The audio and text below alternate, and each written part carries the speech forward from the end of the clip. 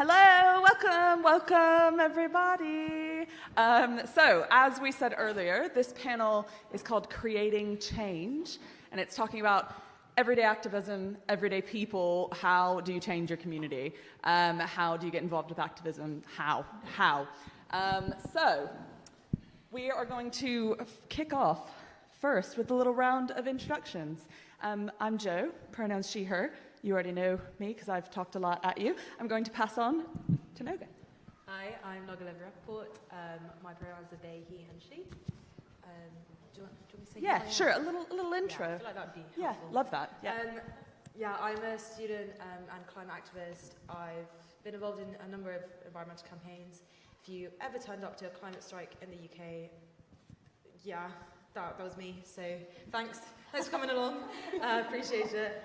I do a lot of work on youth empowerment and community regenerative projects, as well as educational reform and policy work. Amazing. Tangled myself. Hi everyone, my name is Zainab Asanramu, and I'm she, her. I always struggle to really define myself because imposter syndrome is a real thing, but I would say that I'm a human rights and political activist, and I do lots of writing, and my background is I worked at Amnesty International for a number of years in fundraising, but also as the research assistant for one of the most influential pieces of research actually that I think has come out in the last 5-10 years, I'd say, and it's about violence against women online and the abuse that they face. And it was the piece of research that really found that Diane Abbott received a hell of a ton of racist abuse and misogyny in the run-up to one of the elections. So it was an honor to work on that. I actually left Amnesty, we were just talking about it, because of racism and misogynoir that I experienced at the organization. There's a whole lot of stuff about it online. Please do take a look at it. But the amazing thing about it is Amnesty is hopefully reforming, and they're doing a lot of internal work to make sure that what happened to me and other BAME staffers doesn't happen again. But working at on an international level at a human rights organization really gave me the advocacy skills and the campaigning skills to really go into my own local community and create change on the ground. So I did that. My version of doing that was to join the Labour Party. Always been a Labour supporter, but also get very involved in my local area and my constituency party, and also work for a Labour MP, which meant I was driving some of that change in Parliament as well, which was great. Left that in 2019 and kind of created my own path. So I, in the aftermath of Black Lives Matter and the George Floyd's murder, I was really kind of looking at myself wanting to say something but not really knowing what to say. I just felt so stifled, and then I thought, okay, let me put my skills to use, and I put together a letter writing campaign for people to write to their MPs and demand particular change, particular things around protecting protesters if they were going to go out and protest, and to denounce racism that exists here in the UK too. And that went viral. Amnesty picked it up, which was great. And so I guess my experience is just making sure that people are politically active, making sure that they understand the different levels of government that exists, and also about ensuring that we do have gender equality at every level of Parliament. I work for an organisation called Elect Her, which is currently doing that. And I'll stop talking now, because that's a lot. That's really India. Hi guys, I'm India Isabel, and because you've obviously not heard enough of me today, let me introduce myself. My pronouns are she, they. I'm the co-founder of the Speak Up Space. I'm an intersectional feminist activist, changemaker person, if that exists. That is me done. Okay.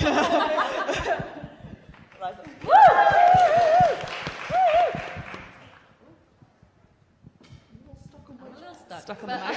Hi, my name is Eliza. My pronouns are she, her. I'm a photographer, an activist, a speaker, and founder of Cheer Up Love, which is a photo series and a platform dedicated to retelling stories of sexual harassment through photography and calling out everyday instances of sexism and misogyny. Amazing. Welcome. So I'm just going to kick us off, diving right into the first question, which is, what does creating change mean to you? And just jump in, just go in. This is informal. I think to... Oh, wait, was anyone else going? All right. I think to me, creating changes, it's really hard to measure. Like it's such a difficult thing to quantify. For me, the best way to think about like the impact that you can make when you create that change is about the connections that you form. Lots of people refer to it in kind of the legacy you leave or the mark you make, but I think that's a little too individualistic, because like the actual change that like we've all created and that we've all talked about is much more community focused, and the way that India spoke about, it's much more holistic, and it refers to such wide groups of people from so many different backgrounds that all need change in different ways, and require that community to learn how to tailor change making to you, and what skills you have that you bring to whatever movement you're interested in, how you hone those skills, what qualities you want to pick up and learn. And that change making is from that connection. It's from the people that you meet, it's from the collaborations that you seek out, it's from the support that you look for and need, but it's also the support that you create for others. And in that way you leave a legacy, and in that way you can create and build a movement. But when you create change, you imagine a better world, and then you bring it about. Like there's no obstacle. And I think that in a much wider way than the kind of classic individualistic way, that leaves a legacy. Yeah, I love that about, meeting people where they are, and like, what works in one place might not work in another place, or with different people. And yeah, that's really amazing. Anyone else want to jump in? Go on. I think, just adding to that, there are, so many different levels in which you can make change. I think when we kind of talk about change making and activism, it always seems like such a large, daunting, overwhelming subject. And kind of, as India was saying in their talk just now about making a change in your close group of friends, making a change in your close circle, like that is so impactful, and that is also enough. That counts as change making. It doesn't always have to be like, super large scale campaigns. It doesn't always have to be like policy change. It doesn't always have to be on social media. It can just be like having a conversation, like changing the minds of some people who are close to you. And I found that to be like one of the most impactful forms of change making in my own like practice as well. And I really think that when you're able to change like one person's mind and then they learn something, they're likely to then teach other people and change other people's minds as well. So it's like, it is like a domino effect. Oh, and I was just going to say, I agree with everything that you all said. And I wanted to pull apart this one thing about different levels of creating change. So at Elect Her, we talk about, what do you consider to be active? What does it mean to be active in your community? What does it mean to be active online? What does it mean to be active in politics or within a charity setting? And it's like just that one thing that you do. So if you have signed a petition, you are active. If you have volunteered at your local food bank, you are active. There's everybody's an activist in the room. I know that there's like some kind of, red tape around the word activist and what it means, and it's a bit problematic nowadays. But everybody is an activist. You actively do things every day to change your community, whether that is widely on the community level or in your family and your friend space. And I think we've seen that a lot over the last few years, of people changing hearts and minds when it comes to racism, when it comes to misogyny, when it comes to all these things. Yeah, absolutely. Like, it doesn't have to look, like some massive campaign. It can be just one-on-one or one-on-two, and that develops and grows and has that snowball effect or domino effect. I like that. What made you individually, what made you decide to stand up and change something? I think it's really hard because whilst we've all talked about community-focused activism, the truth, at least for me, and I think probably for most of us here, is that sometimes you actually walk a really hard path and it's on your own, and that is the motivation for a lot of people to be here today, but to be inspired later on. I think lots of people probably familiar with phrases like being called a social justice warrior, or being the class feminist, often in quite a mean way. For me, the first ever activist thing that I did was when I was 9 or 10 years old. I'd organise these kind of twice a year. I'd do little charity fairs in our little communal garden. I'd force everyone to bring out their secondhand stuff, and I'd make them all sell it to each other, even though they were all friends anyway. They weren't actually making any money. And then I'd take all that money and I'd give it to WaterAid or Save the Children or whatever. like NGO charity I was really obsessed with and uncritical of at that time. And then later when I got to secondary school, I was much more politically knowledgeable, and life got really hard. And I think for a lot of young women and for a lot of trans people, that like these teenage years are really when it gets very, very difficult. We all have very tough experiences. And I know listening to like India speak, I was very emotional thinking about like violence that myself, my friends and my family have experienced. And I think that's often like people don't really recognize like emotional and personal experiences as a good enough motivation to be like a campaigner. You have to have like credentials or like a degree. But actually like our own lives are like far more than enough. And I think whilst I wasn't always able to be like the strongest and most active feminist, and I was very much shut out into corners, and I went back into myself for a while, and I actually went back into the closet at one point, and which I announced very strangely that I was returning. But eventually I think those experiences, they don't necessarily mold you, but you do learn how to cope with a lot of that very, very tough line to walk, and it gives you the bravery. So when I realised that organising climate strikes in the UK was something that I wanted to do, and I wanted to step up campaigning work from kind of the community-focused grassroots stuff that I'd done, whether it was like the little charity fairs or like running kind of a youth-led theatre company for a while, I wanted to kind of take it to a national and international level, and that was a moment for me where I was like, you know what, I've been through enough, that I understand that there will be struggles and there will be obstacles, but I'm ready and willing to be empathetic enough and passionate enough to overcome those obstacles and overcome those struggles. And I have a very specific memory of picking up a megaphone that some kid at a protest had got from IKEA and going, you know, follow me, we're going to take this onto the streets, we're going to take this onto the road, and I'll see you every month, and kind of really jumping into that almost 3 years ago now. And that is, for me, a very individual experience, and I'm aware of that not everyone kind of is always ready to think back on what emotional experiences made them who they are. But I would say that those emotional experiences are your best asset, like they're where your strength comes from. And I think that in one way or another, probably most of us on this panel have been inspired by our own ways, and the things that we've experienced and who we are. They make us who we are because they teach you who to fight for. Yeah. You're doing it for yourself. Than anyone else, because you deserve that. Yeah, totally. So that like individual kind of call and to step forward and change something. Amazing. Anyone else want to jump in on what made you decide to stand up and change something? I can go. Completely agree with everything that you've said, and I think because I'm a woman that lives at the intersection of lots of different identities, so I'm black, I'm a Muslim, and I'm a woman, I have experienced all of the isms that come with living in those identities. And I think for me, it was very much tired. I was very tired of everything that I was experiencing.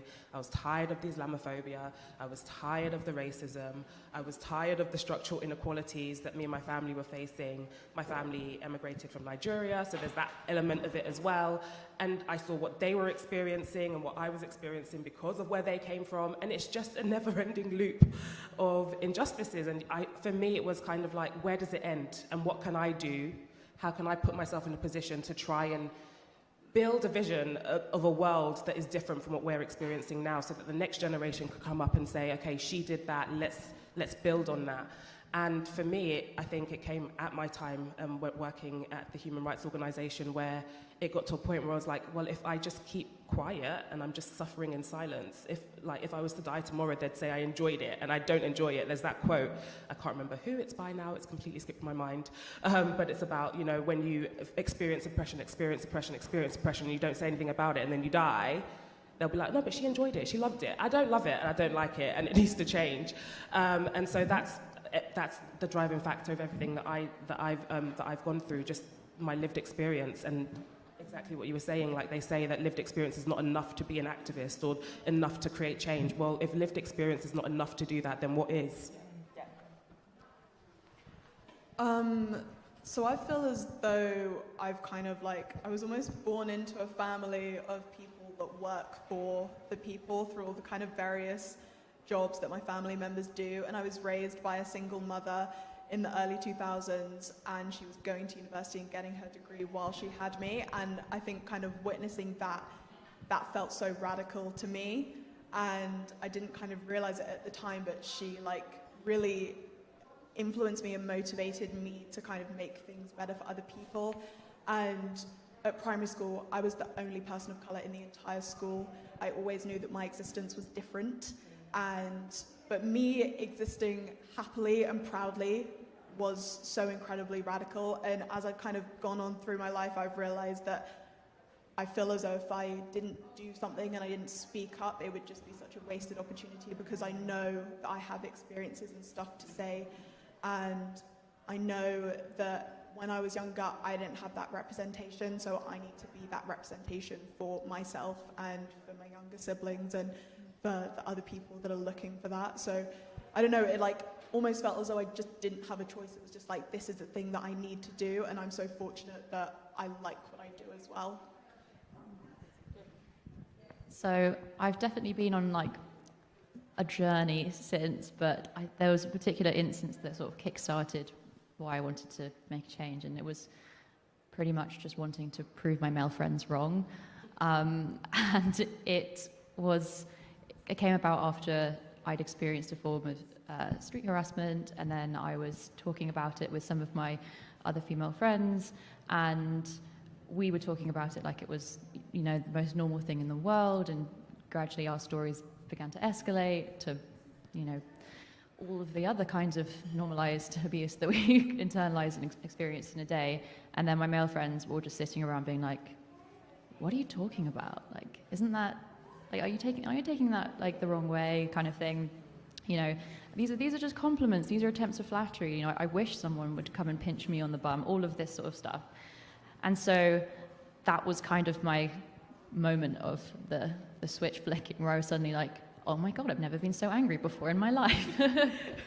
And so it all just, I mean, they stemmed from a lot more than just that. It stemmed from a whole wave of kind of, normalized sexual harassment. But in that particular instance, I just, the fire ignited in my belly, and I was like, I'm going to have to you're making me do this. And I've been proving them wrong every day ever since. So the theme there really is that it's very personal and individual, but that thing of your lived experience is enough to drive you kind of forward to change something. That's amazing. So I guess, like, following on from that, for people in the room, for people watching online, what does someone need to change something? So what, and I guess, like, around, tips, advice, from your experience, what do people need to, like, get them up and start changing what they care about? I mean, India said, like, the 3 words earlier, and I'll let them talk about that. So I won't, like, rush over that. But those are pretty much perfect. The one thing I always say is, like, I know a lot of us feel this way because it's what we're taught to compartmentalize from such a young age, particularly, like, if you're someone who's already marginalized. But my hope is that we all learn to never feel like we have to ask permission or defer to others in order to make a change or act on what we feel is right. And I mean, it's okay to fail so many times, and it's okay to have a really hard time trying to find out how you change things. But you have to learn that it won't come from seeking a greater authority to let you know that, yes, what you're doing is fine. You just have to try a million ways. And some of them you'll fail, and some of them won't be that good, and some of them won't make the impact that you wanted it to make or that you expected it to make. And that might be for the better or the worse. But in order to really organize and to really mobilize the people around you, in order to spur on that kind of education, you have to just be willing to go for it. And I know that's terrifying, and that's why we don't do it alone. That's why we reach out to people, and it's why we collaborate. And, like, any one of us on this panel, I am, like, 100% sure would happily, like, have a chat with anyone now or after or online, like on an Instagram DM or over the phone or over email, just like, I want to do this thing, how do I do it, where do I start? Yeah. We'd all be there, because that's how we'd all interact with each other, and that's how we build that community. And, like, none of us, like, have a particular authority on any of it. Like, we're not the blueprint, like India said. Like, we don't. God, we don't know what we're doing. Like, we just really care about it, and we're just willing to go for it. And I'm not saying that comes easily, but it does come if you just keep at it and you build that support network around you. And maybe you have to build the network first, and I would say you should probably do that. And maybe you just go for it first, and then you find your people, because maybe people who are surrounding you right now aren't there for you in the way that you need them to be. But build that support network and build that community and imagine what you want. And then, like, forget everything else and just go for it. Like, it really is there for you to grab and, like, mold and shape and reinvent. It really is yours. Everything you said, basically. I love going after you because you say everything I want to say. But, like, one of the things that we say to the women in our community at Elect Her who are, you know, thinking about tipping into political life and stepping forward for you know, trying to get into political offices, don't worry about what the polished politician looks like. In fact, discard that completely, because the polished politician is not what we want. We've had it, it doesn't work. It doesn't look like us, it doesn't reflect our experiences, etc. The only qualifying criteria is that you should care. You should care about what's happening in your community, you should care about a particular issue, and that is the skill that you need. That's the emotion, that's the feeling that you need. And then, like you said, get your support group. Like, every time I've wanted to do something, again, imposter syndrome is a real thing. I'm very fearful. Also, because I said before, I'm, you know, a black Muslim woman, I know that if it went viral, there's the possibility that I'll get abuse, all of this sort of stuff. So I would go to my team of friends and support network and be like, I want to do this thing. It's crazy, I know, but I want to do this thing. And they'll be like, it's not crazy, do it. I'm like, okay, you're going to be here holding my hand if someone sends something horrible to me on, you know, social media. And they're like, yeah, we will. So after you've got your support system in place, it's important to figure out, okay, so what are the barriers stopping you from doing the things that you want to do? If fear of online abuse is one of them, because again, if you live at the intersection of different identities and you're likely to get that abuse, is seek out organizations and institutions that can help you. So for me, it was reaching out to Glitch, who were an organization that work to combat online abuse and violence. And actually, you know, they taught me a lot of stuff about, okay, this is how you filter certain words. This is how you block this, that, and the other. And, you know, send this piece of training to your friends about how they can be active online bystanders so that if they do see any abuse, that they can report it and they can support you, etc. So all of those things, you should care, have a support system, and just try and figure out what the barriers are stopping you from doing that thing, and try to find organizations, people, institutions that can help you prevent it, overcome it, so that you can do the thing that you want to do. Amazing, amazing. Anything to add, you two? Well, obviously I spoke about this earlier, so I don't want to repeat myself too much, but yeah, like I said, passion, knowledge, and purpose is where it's at. And I think knowledge is also particularly important. I really believe that education is kind of the foundation of so many things, and it's the way that we are going to push change, because the reality is that so many people don't know stuff and that actually, like, puts up a bit of a brick wall. And I think that, you know, you can actually create a lot of change just through educating other people. And so, yeah, kind of gain your foundation knowledge and really have that as the base of what you're doing. Because the thing is, if you come with facts, people can't argue with you. I've learned this a lot, is that a lot of people don't actually know what they're talking about when they come and they try and get you. And so if you've kind of got the knowledge to back it up, they always end up losing. So just go with that, trust me, every time. So something that I've said to people before when they've asked me, like, you know, how do you get into activism, or like, how do you do it, or where do you start, or like, you know, how do I kind of make a change? And something that I found really helpful was kind of breaking it down to the sort of the two different parts of, I guess, how I approached it at the beginning, which was marrying a passion that I had and a cause that I was really interested in with a tool and a skill that I had. And I think that's like a really simple way of like breaking it down to think, no, how do I do it? I've got so much to say, you know, I've got so many things I'm interested in. And I think it's really key to kind of break down your skills as well, and whether that's photography or like being a organizer, or being someone who's good at talking, or someone who's good at making graphics. You know, there's so many different ways that you can use your skills to talk about something that's meaningful to you, and kind of like break it down to like a really small thing. You know, you don't have to talk about the whole of feminism or like the whole of injustice in the world. You can just focus on something that you feel like you might be able to communicate well. And then another thing that I actually learned, I suppose not the hard way because it was a really fun learning process, but something that I learned was that from doing this is that you don't have to do everything by yourself.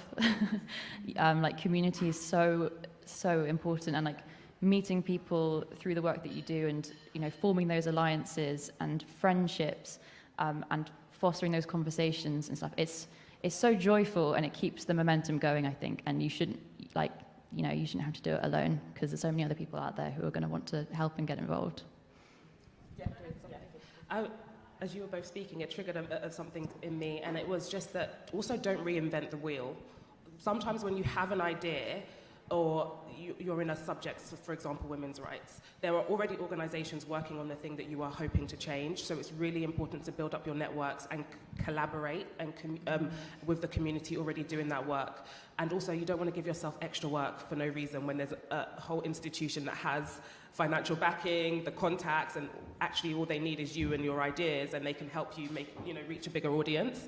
So do your research as well, don't reinvent the wheel, and on that knowledge piece that you were saying, if you don't have the knowledge, find somebody that does. So helpful. You don't always have to know everything, I don't think. Sometimes I don't know everything and I work in politics, and I'm just like, I go to the people who do know, and I'm just like, this might seem like a silly question, but, and there's no such thing as a silly question, so always ask them. I'm actually just going to hop in again, because I think as well what we forget is that so much goes into kind of organizations and stuff and making events happen and all of that, and I think we so often just think like, oh my god, if I want to get involved I've got to be like on the front line.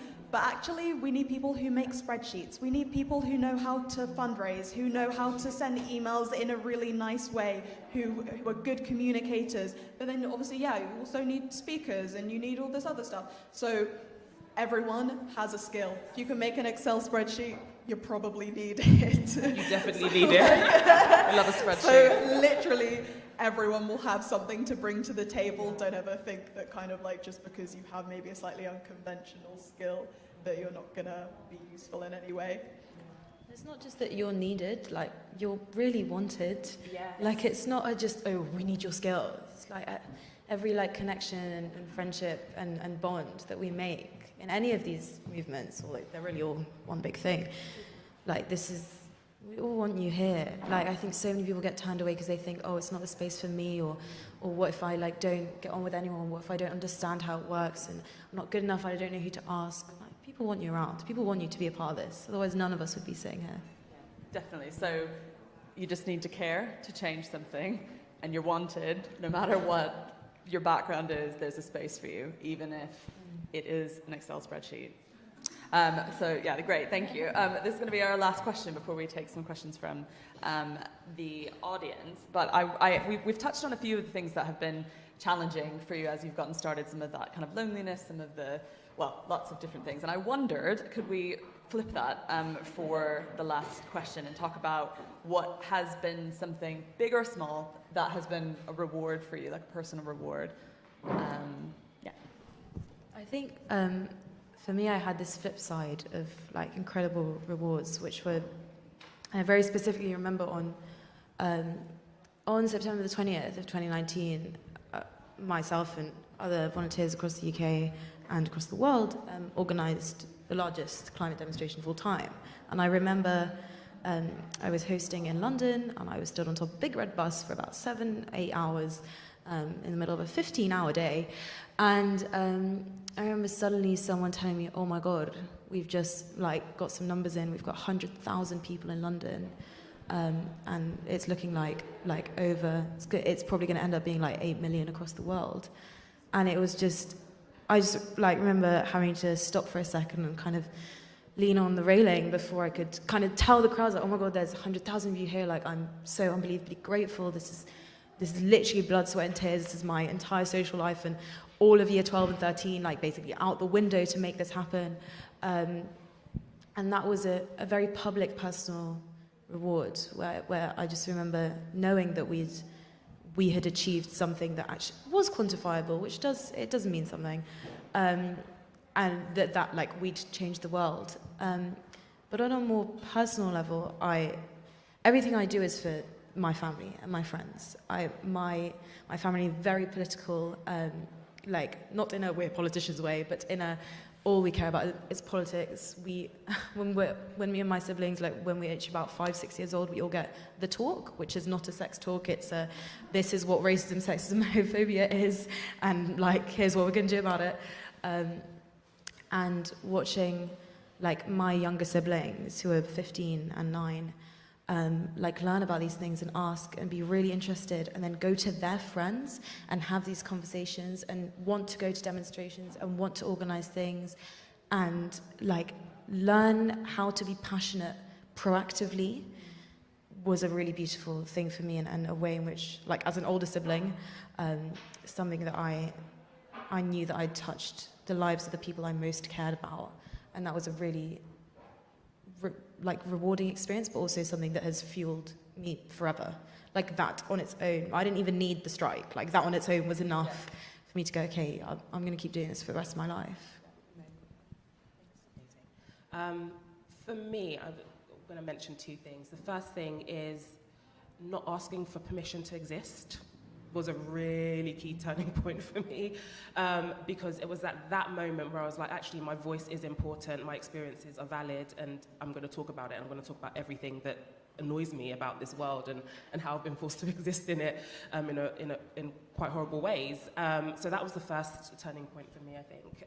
That's actually, when I think about it, the turning point for when I really, I guess, owned my voice and started using it, and actually using all the skills that I'd learned in a way that benefited the community a bit more.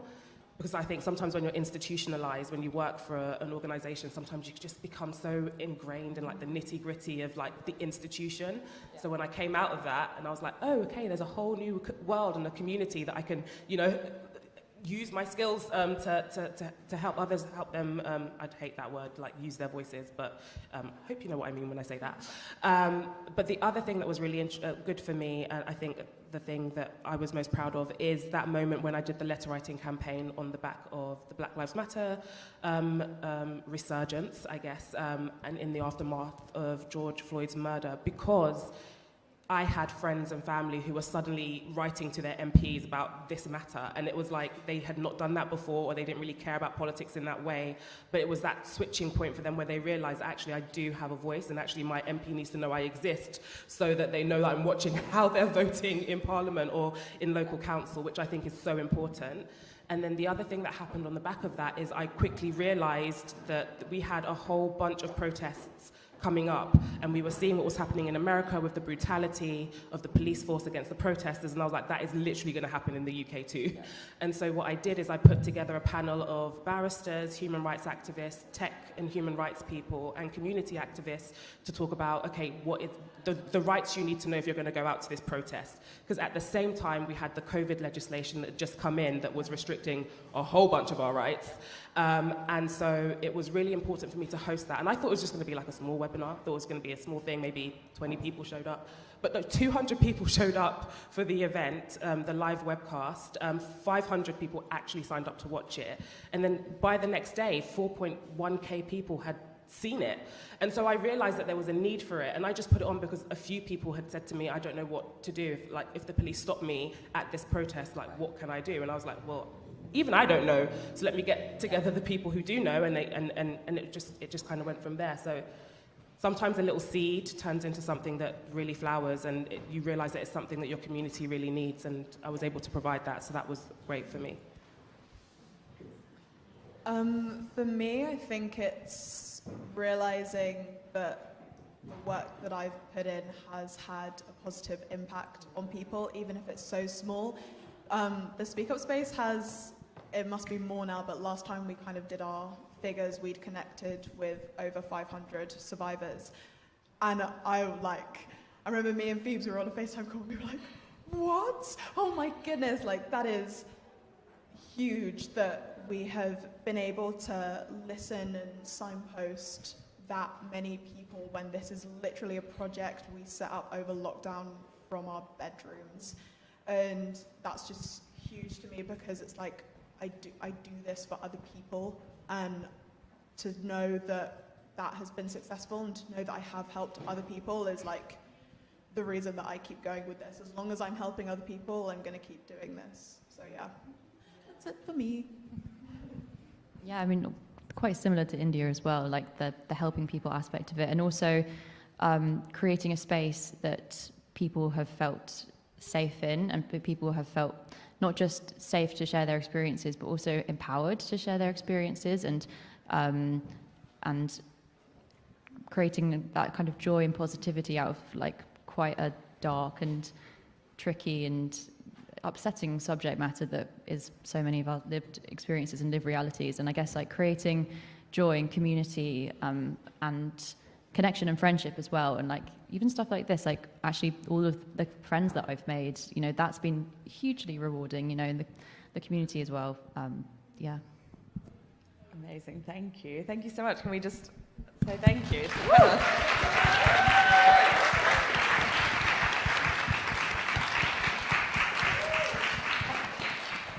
We are going to open up for questions from you all. So, yeah, raise your hand if you have a question.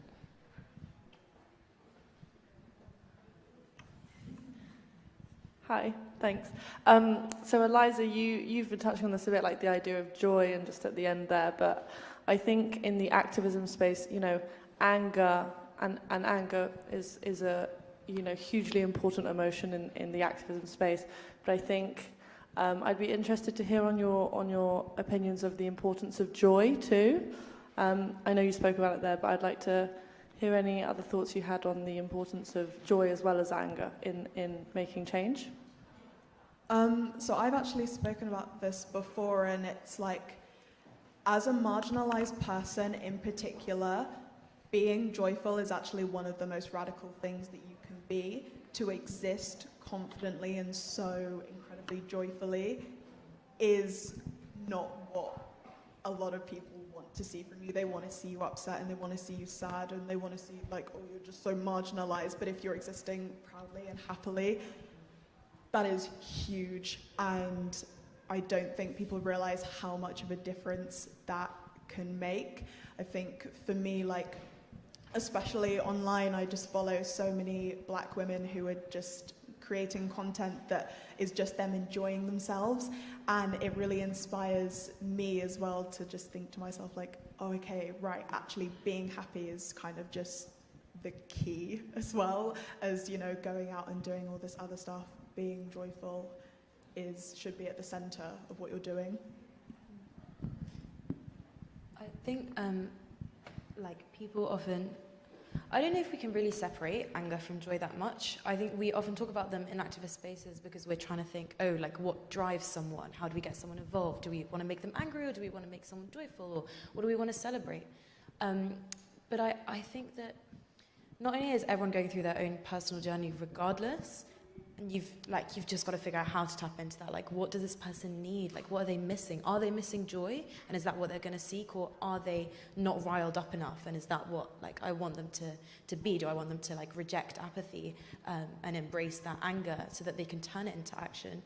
Or are they only, and I think this is probably the truest part, which is that I think we're all angry because of the absence of joy, right? That we're not lacking for no reason. Like, that's been very much cut away, whether it's from like lived experiences or from the possibility of kind of a very difficult future ahead of us. We're angry because we're not receiving the joy and the love and the care that we deserve and that we want to share.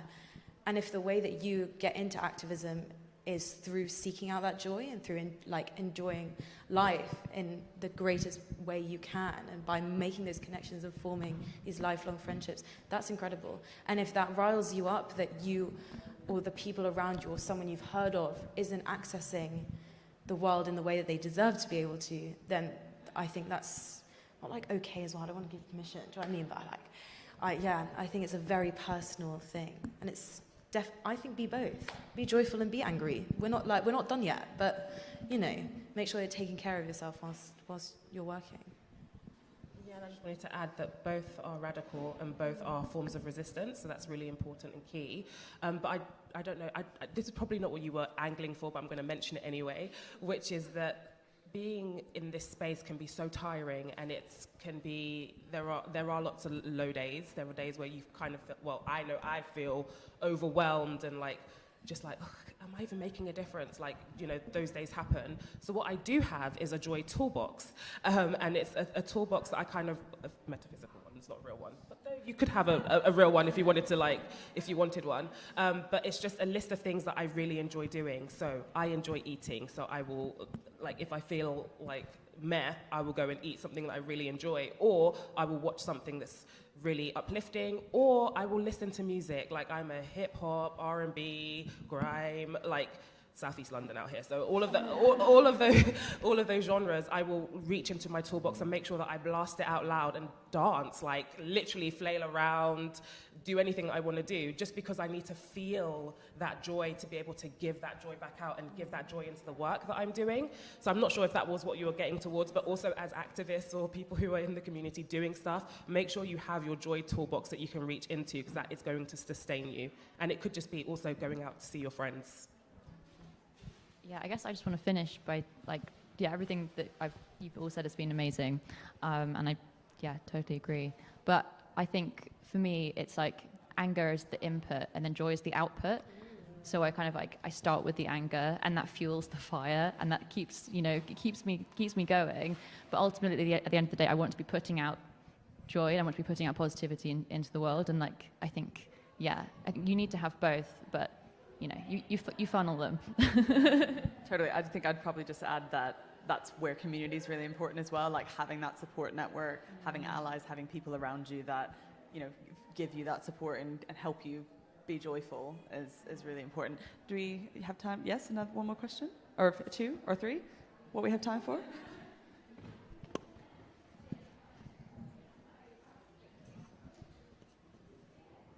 Do you think, what's the next stage for feminism at the moment? Just a small question there. All right. How long do we have? We have next stage for feminism, in your opinion, in your space. I think considering how awful life is about to get for so many people, or how much worse it's about to get than it already is, the next stage for feminism, like every other social justice movement active right now, is coalition building. Like, there's a lot of work out there already. There's a lot of collaboration going on, but we just need to build and build and build. We can't always rely on Parliament. We have 2 years until the next election. We don't even know what the situation is going to look like over there. We have to protect each other now, and that coalition building has to work right in with mutual aid and like direct support for the people around you. If you were involved in any mutual aid group at the start of COVID-19, you are familiar with kind of these ideas of how you literally pick up food for a neighbor, make sure that someone who has accessibility needs for an event, maybe you can pick them up in your car, or maybe you can look out for people around you who might have healthcare issues, or you can take care and nanny for as a parent who has to work extra hours because the cost of living is going up so much. Like, there is no act of feminism that is stronger than looking after every single person in your life and supporting them through every single systemic act that is trying to destroy everything we have right now. I would say allyship, but then also turning allyship into action, because I think it's, you know, it's all fair and good to be like, yeah, I'm a feminist, or like, yeah, I support that, but I think it's another thing completely to be like, yeah, I support that, and I'm going to do something to show that I support it. So I think it's great saying that you support, but also I think we should, put our words and our thoughts into action as well, and that is for everybody. You know, it shouldn't be binary. And I think for me, I'll keep it really short and sweet. But if intersectionality is not at its core, and if it's not driving it, then we're going to fall apart at the seams. And I always say that we should always be looking at the most marginalised at the moment, and at the moment that's our trans sisters, and we should really be rallying around them and amplifying their voices in every way that we can. So if it's not intersectional, then we're already falling apart. So making sure that that's at its core moving forward is important, and prioritising the most marginalised within the movement is really important. Yeah. All of that. Great, thank you. Let's move to the next question. If there's another question, don't be shy. People are shy. People are shy. Any questions? I think we've all just spoken so I much think- that we could have answered any possible question available. I will ask you a question. Not that I haven't already asked you some, but I guess, and we've touched on this, but I just want to kind of ask directly, like, is there space for everyone to champion change, and how? Yes. I know the answer is yes, but I want you to say how. How and why. I think it kind of goes back to what I was saying before, which is no matter how small you think that action is, just do it anyway. Even if your version of changing something is signing a petition or creating a petition or going to go and speak. I mean, I'm politics, so I'm going to be like, go and speak to your local councillors and go and speak to your MP, because we absolutely need to change those structures. Like, I know there's a lot in the movement at the moment about, oh, no, divest from politics, divest from parliament, and I hear that, I honestly do, but we need to change it. We need to change it because that's where legislation is formed. And if we're not getting more of us in those spaces, then how is anything going to change? So I'm very passionate about that, and I could rant about that forever. But we need people inside politics and we need people outside of politics. So decide where you want to be. And it's fluid. You don't even have to be like, okay, I'm going to blaze my trail in politics and go into elected office and that's going to be my thing. Dip in and out. I think it's so important for our elected officials to be talking to people within the community. And if you have an MP that is not into that, force them to be into that by making them realise that you are a voting member of their constituency. And yes, you're just one person now, but in 4 years' time, you might have 20,000 people behind you not voting for, I mean, there's not 20,000 people in one constituency, I don't think. But you could have many people behind you that could change the vote at the next election. So bear that in mind. Politicians are always thinking about the next election. So think about the changes that you want to make in your local community to make your MP be like, okay, actually, that person in that community, they could change the vote next time. So, so build those, I don't know what I just said. I hope it made sense. Yes, yes it did. Anyone else want to jump in? I feel like electoral politics is one of those really interesting things. Like, my MP's Boris Johnson. And Well, yeah. So like, for me, I do have to just focus on community because I feel like that's a man that's he's really vibing with what he's doing, and I feel like That's a great way of putting it. yeah, I feel like that's not gonna, change too much. So yeah, like it's like one of those weird things as well. But yeah, remember that like changing the law is not the be all and end all. Change what you do in your local community. Set up that thing. Go work at your local food bank. Be there for people, and yeah, just like, I don't know, we can all do something, and that can be really, really small. It's like what Noga was talking about before, like go knock on a neighbor's door and be like, hey, do you need anything? Is everything okay? Like, like, I don't know, just small acts of kindness. I know there's so much like, oh my God, be kind. But like, like actually do be kind. It's really important. Yeah, I would say that it's really easy to be like, yeah, there is space for everyone, because obviously there is, but sometimes that space feels really obfuscated, like it feels like it's not there for you. And there are lots and lots of people in your position. I feel like that's probably why everyone is here today, because we're all trying to figure out like where we can find the space for us or how we can make that space. Like, I knew that like doing stuff in electoral politics outside of the election period wasn't for me, and I wanted to apply external pressure. And I took we need people on the inside, we need people on the outside. Again, we've said it's about finding your skills, about finding your voice, it's about finding what you want to bring to the movement. But you've got to apply that pressure somehow. Like, we really need you. We need everyone right now. And if you are that person on the inside, don't forget community. I think that's one of the things that happens so much in our politics. Like, our elected politicians forget community. They forget that they answer to somebody or to a group of people, and they ignore marginalized voices. So if you are that person that's on the inside, make sure that you're reaching outwards and drawing those parallels, because Parliament's only going to change if we have people in and out kind of driving it to change. Yeah, amazing. Do you wanna- Yes, I agree. Great. I think we have run out of time, but I just wanted to add on to everything that has been said that, you know, if you're someone that is feeling like, oh, I'd like to change something, I'd like to do something, like Noga said earlier, get in touch with people who are doing it. Feminists, we support a network of people doing exactly that, everyday people. You know, get in touch with us, get in touch with anyone here, like, we want you, we need you, and yeah, and I just want to also say thanks to Lou and Grrrl Zine Fair, and thank you all for being here. One more round of applause. Thank you.